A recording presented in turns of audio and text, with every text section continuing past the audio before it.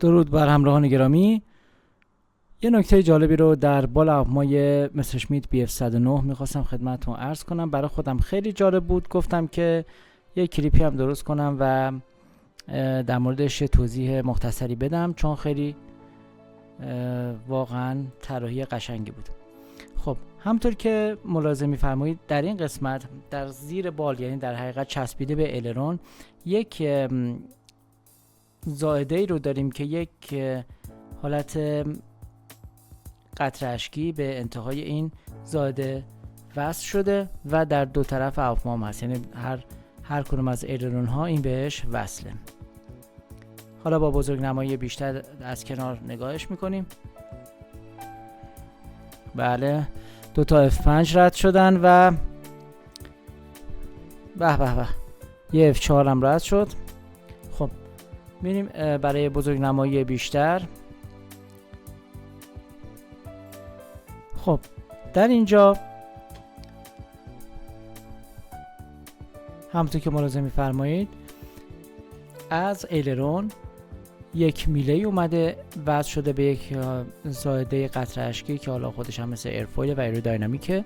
این یه وزنه هست، به این گفت اسمش هست، این ساختمان اسمش هست ماس بالانس یا ویت بالانس، که در حقیقت کاری که انجام میده استابیلایز کردن الرون ها در وضعیتی که فلاتر ایجاد میشه. و همطور که میدونید فلاتر وضعیت بسیار خطرناکی هستش که در هواپیما ایجاد میشه، در سرعت های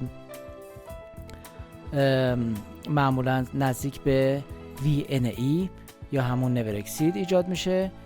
و یکی از علل هایی که فلاتر رو تشدید میکنه و حتی ممکنه به شکستگی بال و جدا شدن بال و قطعات دیگه و حتی قسمت تیل و رادر و ورتیکال استابیلایزر ایجاد بشه همین فلاتر هست.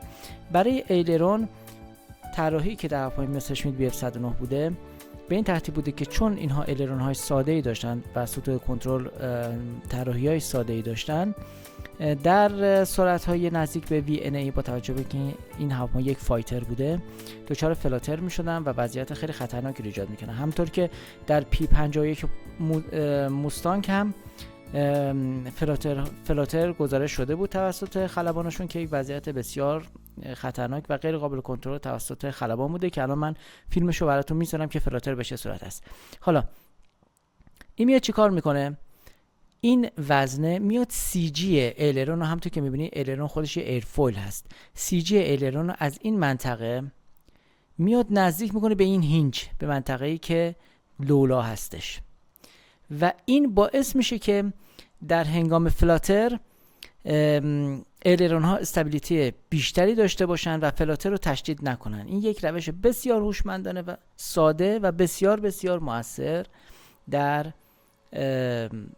ایلرون این هواپیماها بوده، هواپیماهای قدیمی به خصوص و از جمله مسرشمیت. جالب اینجاست که بقیه هواپیماهایی که من در فلایت سیمولاتور DCS دارم، هواپیمای جنگ جهانی دوم در حقیقت، از جمله فوک ولف، هواپیمای بی‌نظیر فوک ولف 190 البته، ببینید این وزنه ها رو نداره، یعنی بالانس ماس رو نداره.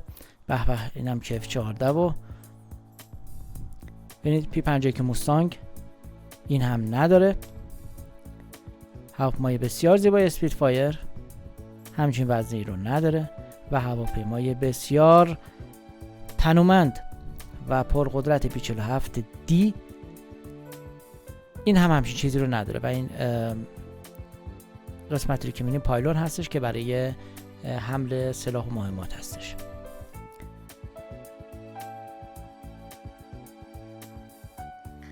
خب همطور که می‌بینید این یک وضعیت فلاتر در بال یک گلایدر هستش. در این کلیپ هم فلاتر رو در قسمت کامپوننت های تیل می‌بینیم. می‌بینید که در ابتدا شروع میشه به آرومی و بعد به وضعیت خیلی وحشتناکی میرسه. سرعت نزدیک VNA هستش و احتمالا در هوای گاستینگ هست. اینجا هم تست فلاتر رو در بمب افکن بی همتای B2 می‌بینیم که می‌بینیم طراحی بسیار دقیقش چطور فلاتر رو به وضعیت استیبل برمیگردونه. همونطور که خدمتتون عرض کردم این ایر اسپید ایندیکیتور هستش. این منطقه آرک زرد در حقیقت منطقه‌ای که با احتیاط باید پرواز بشه و خیلی باید حواسمون باشه در هوای گاستینگ تا اونجایی که ممکنه توی این منطقه سرعت، یعنی تو این آرک پرواز نکنیم. البته با توجه به طراحی هواپیما فرق میکنه این کاشن زون و بهتره که تو این منطقه سبز یا گرین زون حرکت بکنیم به خاطر اینکه احتمال فلاتر درش کمتر. یکی از علتهایی که گفته میشه که در هوای گاستینگ در ناحیه آرک زرد علاوه سرعت هواپیما پرواز نکنیم همین هستش.